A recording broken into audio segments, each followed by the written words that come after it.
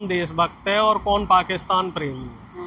अगर सच्चाई कहना पाकिस्तान प्रेम है तो ये सरासर गलत है, ये स्वस्थ लोकतंत्र की परंपरा नहीं। दुर्भाग्य है कि हकीकत में प्रधानमंत्री ने कुछ किया नहीं और प्रधानमंत्री को अपनी नाकामी बचाने के लिए, नाकामी से बचने के लिए फिल्में रिलीज करवानी पड़ रही हैं। तो धुरंधर मूवी के बाद सबको पता चल गया कि आखिर प्रधानमंत्री ने देश के लिए क्या किया है, तो सवाल तो कोई बचता ही नहीं है। देखिए, इस फिल्म की अगर बात करी जाए तो हालांकि ऐसी जो एजेंडे वाली फिल्में हैं इनको कोई चर्चा का विषय नहीं बनाना चाहिए, क्योंकि आप इस पे चर्चा करेंगे तो लोग उत्साहवश जो होती ना, जिज्ञासावश फिल्म देखने जाएंगे तो व्यापार होगा। जैसे कश्मीर फाइल थी, केरल स्टोरी थी, तो कुछ उसी तरीके से इस फिल्म में भी एजेंडे बना के दिखाए गए हैं। और दूसरी बात इसमें जो सबसे महत्वपूर्ण है वो ये है कि जिस तरह की इसमें थीम बनाई गई है इस फिल्म में, उस थीम में एक चीज़ देखने वाली ये है कि अगर मान लीजिए कि इतने मेहनत से जो इतने एजेंट्स वहाँ डिप्लॉय किए गए, इतने एजेंट्स को वहाँ सालों से रह रहे हैं, तो ये कहीं ना कहीं कांग्रेस सरकार की देन थी। अब इस तरह की एजेंडे वाली फिल्म सिर्फ अपने तारीफ करने के लिए, सिर्फ अपनी पीठ थपथपाने के लिए बनाने से उसका इम्पैक्ट क्या हो रहा है उसको आप समझिए। पाकिस्तान में पिछले 2-3 दिन से कुछ इस टाइप की रील आ रही है कि वहाँ पे जो लोग रह रहे हैं तो वहाँ की जो पुलिस है और जो पाकिस्तान की इंटेलिजेंस है वो उन लोगों की शिनाख्त कर रही है कि कहीं ये भारतीय एजेंट तो नहीं है। तो मेरे ख्याल से इस तरह की फिल्में नहीं बननी चाहिए। पहले भी स्पाइस को लेके बहुत सारी फिल्में बनी है, टाइगर बनी है, पठान बनी है, तो इस तरह की बहुत फिल्में बनी हैं, लेकिन कभी भी उसमें इतना डिटेलिंग में ये चीज़ें नहीं दिखाई जाती हैं कि रॉ किस तरीके से काम कर रही है और हमारी जो सुरक्षा एजेंसियां हैं वो अपने इंटेलिजेंस के लोगों को किस राज्य में या किस देश में कहाँ किस तरीके से रखते हैं। यहाँ कुछ ज़्यादा डिटेलिंग में वो होता है ना कि अति आत्मविश्वास, कभी किसी चीज़ की अति कर दो तो वो नुकसान करती है। तो एक पहलू इसमें ये निकल के आ रहा है कि जो इस फिल्म में जो ये चीज़ें दिखाई गई हैं तो उससे कहीं ना कहीं हमारी सुरक्षा एजेंसियों के लिए खतरा बन रहा है। और दूसरा एक जो पहलू जो अतीफ अहमद का जो किरदार है, जिसको अतीक अहमद की कॉपी बना के इसमें दिखाया गया है, तो अगर वो आतंकवादी थे तो ये सरकार का फेल्योर है। सरकार के इंटेलिजेंस आखिर क्या कर रहा था। और दूसरी बात, अगर वो आतंकवादी थे तो संसद में उनके लिए सबने मौन क्यों रखा। और ख़ास तौर से जो विपक्ष के सांसद हैं, विपक्ष की पार्टियां हैं, उनको टारगेट करके इस तरीके से दिखाना और अपना महिमा मंडन करना, ये बिल्कुल ही गलत चीज़ है। और इसमें एक चीज़ और है, जो नोटबंदी को लेके तमाम जो नोटबंदी की गई कि भाई इतना रुपया यहाँ से यहाँ आ रहा है, तो कम से कम उस कंसाइनमेंट को पकड़ लेते। देश पे इतना नोटबंदी के नाम पे इतनी बड़ी त्रासदी करने की क्या जरूरत थी। 400 लोगों की मौत हुई और आरबीआई ये कहती है कि 99.8% रुपया भी आ गया वापस। तो हमारा जो फिल्म दिखाने का जो मकसद होता है जनता को, वो होता है मनोरंजन। तो उसको मनोरंजन तक ही रहना चाहिए और किसी व्यक्ति विशेष के महिमा मंडन के लिए इस्तेमाल नहीं करना चाहिए। दाऊद भी उसमें ये कहता अब जैसे मैं एक बात और बताऊंगा कि मनमोहन सिंह जी जब प्रधानमंत्री थे तो उस समय पीपली लाइव जैसी फिल्में आई हैं और जिसको सरकार के लोगों ने सराहा। पीपली लाइव में किसानों की समस्या को बड़े अच्छे तरीके से संजीदगी से दिखाया गया, सरकार के लोगों ने उसे सराहा और उस फिल्म को राष्ट्रीय पुरस्कार भी मिला। तो ये अपने आप में बड़ी बात है कि सरकार अपनी आलोचना को सकारात्मक तरीके से ले रही है और यहाँ झूठे एजेंडे दिखाए जा रहे हैं। और आप दाऊद की बात कर रहे हैं तो दाऊद उसमें कह रही है चाय वाला हमें परेशान कर रहा है, ये तो जी एजेंडे हैं, तो एजेंडों पे ज़्यादा चर्चा नहीं करनी चाहिए। तो मेरे ख्याल से जो ये फिल्म है, ये मुझे ऐसा लगता है कि ये सेल्फ गोल है, इससे हमारे देश के इंटेलिजेंस को नुकसान हो सकता है, ये मेरा अपना मानना है। तो इस तरह की फिल्मों को रिलीज करने से पहले सेंसर बोर्ड को थोड़ा ध्यान रखना चाहिए। अब सेंसर बोर्ड भी क्या करे, क्योंकि सेंसर बोर्ड की जो चाबी है वो सरकार के पास है। सरकार अपने हिसाब से फिल्म रिलीज करवाती है, अपने हिसाब से सरकार फिल्म रुकवाती है, तो समस्याएं उनके साथ भी है। लेकिन बहरहाल फिल्म मनोरंजन के दृष्टिकोण से मनोरंजन तक ही सीमित रहनी चाहिए, फिल्म में ज़्यादा प्रोपेगेंडा नहीं रहने चाहिए। एक लॉबी है वो कह रही है कि देखिए सबके मुंह पे ताला लग गया कि आखिर प्रधानमंत्री जी क्या कर रहे हैं, जो बोल रहे थे ये खराब है, ये फेल है, वो फेल है, ये सब करना। अब ये तो देश का दुर्भाग्य है कि हकीकत में प्रधानमंत्री ने कुछ किया नहीं, और प्रधानमंत्री को अपनी नाकामी बचाने के लिए, नाकामी से बचने के लिए फिल्में रिलीज करवानी पड़ रही हैं। चाहे एक्सीडेंटल प्राइम मिनिस्टर हो, चाहे नरेंद्र मोदी ने अपने नाम पे फिल्म रिलीज करवाई, Kashmir file I, Kerala story I, इस तरह की एजेंडे वाली फिल्में दिखवा कर जनता को बताना पड़ रहा है। अगर प्रधानमंत्री ने वाकई काम किए होते, उनकी विदेश नीति ठीक होती, तो आज हमें ये दिन नहीं देखना पड़ता।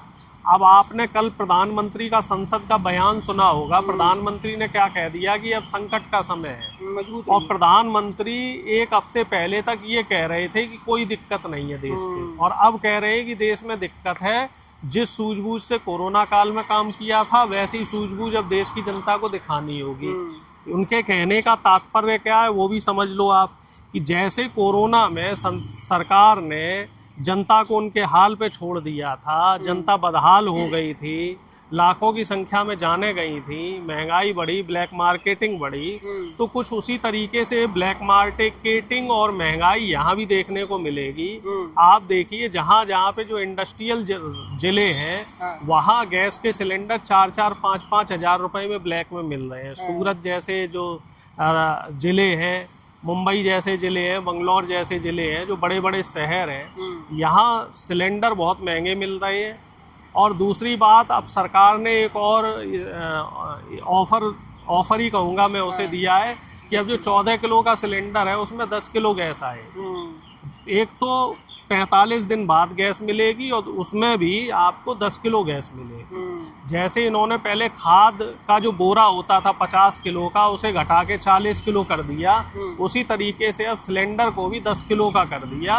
तो सरकार आम जनता को जो सुविधाएं देनी चाहिए, वो सुविधाएं बढ़ाने की बजाय सुविधाएं को घटाने में लगी हुई है। और इसे आप अगर सरकार की तारीफ कहोगे तो भाई हम तो इस बात से सहमत नहीं।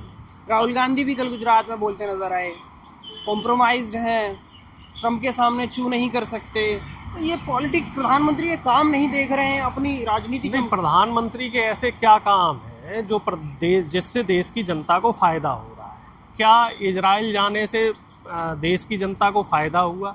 ये पूरी दुनिया ने देख लिया। अगर प्रधानमंत्री शायद इजराइल ना गए होते तो स्टेट ऑफ हार्मुज से जो जहाज आ रहे हैं, शिप्स आ रहे हैं, वो शायद ज़्यादा फ्रीक्वेंसी में आते हैं। अब श्रीलंका को लिए भी ईरान ने बोल दिया, और चीन के लिए भी बोल दिया है। और जो भी वहाँ से जो भी व्यापार हो रहा है वो चाइनीज मुद्रा में हो रहा है, तो इससे चीन को फ़ायदा मिल रहा है। जबकि ईरान से जब हम पहले तेल या गैस लेते थे तो वो रुपए में लेते थे उस समय, और हमें ईरान सब्सिडी भी दे रहा था। अब वो सब्सिडी भी ख़त्म हो गई है, और हमसे अब वहाँ पे टैक्स भी वसूल किए जा रहे हैं। और ईरान ने तो ये भी कह दिया है कि स्ट्रेट ऑफ हार्मुज से जो भी जहाज निकलेगा, अब अपने जो खर्चा हुआ है युद्ध में उसकी भरपाई के लिए वहाँ उससे टैक्स वसूलेंगे। वो उनका ये कहना है कि इसके अलावा जितने भी इस तरह के स्ट्रेचेज हैं, उन सभी स्ट्रेचेज से जो देश में, जिस देश में पड़ते हैं, जैसे रूस से पड़ता है तो रूस टैक्स लेता है, इधर खाड़ी के कुछ और देश हैं, कतर वगैरह, वो भी टैक्सेस लेते हैं, अमेरिका भी टैक्स लेता है, तो हम इस बार टैक्स लेंगे। तो अब इसमें जो अगर हम अंतर्राष्ट्रीय मामले की बात करें तो लोग बाग जो जानकार लोग हैं उनका ये मानना है कि आने वाला जो समय है, अगर अभी ये युद्ध नहीं रुका तो हमारे देश में महंगाई बढ़ेगी। क्योंकि अभी यहाँ पे चुनाव का माहौल चल रहा है, 5 महत्वपूर्ण राज्यों के हमारे देश में चुनाव चल रहे हैं, तो इस वजह से डीजल, पेट्रोल और गैस के दाम सरकार ने अभी नहीं बढ़ाए। लेकिन लोग ये कहते हैं कि जैसे ही इलेक्शन खत्म हो जाएगा, कम से कम 40 से 50 रुपए डीजल पेट्रोल में बढ़ने की आशंका है। लोग नहीं, कांग्रेस प्रवक्ता कह रहे हैं, कांग्रेस के पवन नहीं, जो अर्थशास्त्री है वो भी कह रहे हैं, अर्थशास्त्री भी कह रहे हैं, और जो पत्रकार लोग हैं उनका भी ये मानना है। हालांकि कई देशों ने कीमतें बढ़ा दी हैं 20-20, 25-25% तक। पाकिस्तान में भी 14-15% कीमत बढ़ गई है।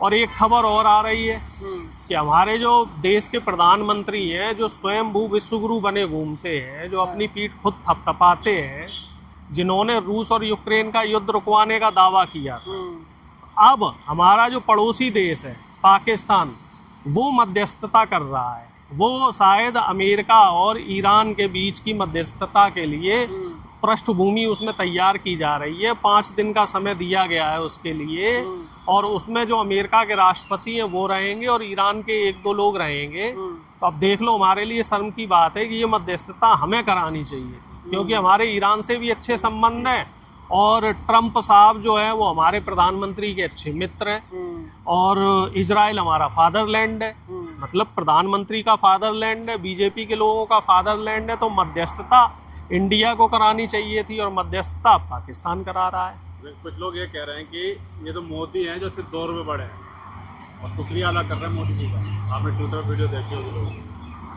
देखिए, जो लोग हैं और जो कट्टर बीजेपी के समर्थक हैं, तो उन लोगों को इस चीज़ से कोई फ़र्क नहीं पड़ता कि कीमतें कितनी बढ़ रही हैं या कम हो रही हैं, अंतर्राष्ट्रीय मार्केट में क्या हालात है, देश को उससे फ़ायदा होगा या नुकसान होगा। इन चीज़ों से उन्हें रत्ती भर फर्क नहीं पड़ता। देश की जो जनता है, आप देश की जनता से पूछिए, जो आम नागरिक है। कट्टर समर्थक तो अभी भी कह रहे हैं कि कीमतें चाहे 2 गुनी हो जाए, कीमतें चाहे 3 गुनी हो जाएं, चाहे शेयर मार्केट कितना भी गिर जाए, चाहे सोने के दाम कितने भी बढ़ जाएं, लेकिन हम वोट तो मोदी को ही देंगे। और एक सवाल लास्ट ये है कि सिर्फ जो पाकिस्तान प्रेमी है उन्हीं को धुरंधर फिल्म पसंद नहीं आ रही। देशभक्तों तो देखिए, ऐसा है, अब इस बात का पैमाना कौन तय करेगा कि कौन देशभक्त है और कौन पाकिस्तान प्रेमी है। अगर सच्चाई कहना पाकिस्तान प्रेम है तो ये सरासर गलत है, ये स्वस्थ लोकतंत्र की परंपरा नहीं। एक तो अमेरिका जैसा देश जो अपने आप को पूर्ण लोकतांत्रिक नहीं कहता, उसके राष्ट्रपति से भी वहाँ के पत्रकार खुल के सवाल कर लेते हैं, और हमारा देश जो लोकतांत्रिक देश है, जहाँ सबसे बड़ा लोकतंत्र बताते हैं, वहाँ पे प्रधानमंत्री पत्रकारों का सामना नहीं कर पाता, वहाँ विपक्ष के कटाक्षों को देशद्रोह की श्रेणी में जोड़ दिया जाता है। तो अब इसका पैमाना कौन तय करेगा, ये बात भी तो आनी चाहिए, और इस विषय पे भी तो चर्चा होनी चाहिए कि अगर आपसे सवाल किया जाए तो वो देशद्रोह की श्रेणी में नहीं आता है। ये एक विपक्ष का और जागरूक लोगों का, जागरूक जनता का एक कर्तव्य होता है।